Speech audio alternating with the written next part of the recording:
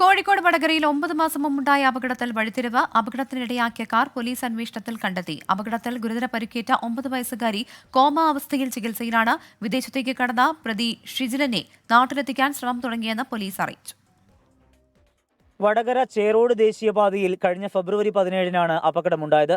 കേസിൽ വെള്ള കാറാണ് എന്ന സൂചനയല്ലാതെ മറ്റൊന്നും പോലീസിന് ലഭിച്ചിരുന്നില്ല. സ്പെയർ പാർട്സ് കടകൾ കേന്ദ്രീകരിച്ചും ഇൻഷുറൻസുമായി ബന്ധപ്പെട്ടും നടത്തിയ അന്വേഷണമാണ് വഴിത്തിരിവായത്.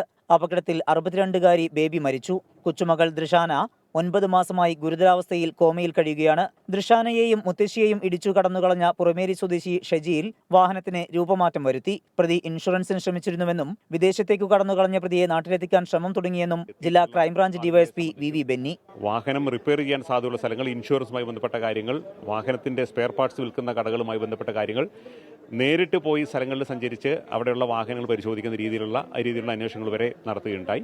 അതിനൊടുവിലാണ് ഒരു വർക്ക്ഷോപ്പിൽ നിന്നാണ് ഇങ്ങനെ ഇതിനൊരു ക്ലൂ കിട്ടുന്നത്. വർക്ക്ഷോപ്പിൽ ഇങ്ങനെ ഒരു വാഹനം റിപ്പയർ ചെയ്തതായിട്ടും അതിന് സ്പെയർ പാർട്ടുകൾ മാറിയതായിട്ടും മനസ്സിലാകുന്നത്. അങ്ങനെയാണ് വാഹനങ്ങളിലേക്ക് എത്താൻ സാധിച്ചത്. ഇപ്പോൾ ഉള്ളത് ദുബായിലാണ്. ദുബായിൽ നാട്ടിലെത്തിക്കാനുള്ള ശ്രമങ്ങൾ അതെന്താണെന്നുള്ള ഇപ്പോൾ പറയുന്നില്ല. കാര്യങ്ങൾ ചെയ്തുകൊണ്ടിരിക്കുന്നുണ്ട്. നാട്ടിലെത്തിക്കാനുള്ള ശ്രമം നടത്തി വരികയാണ്.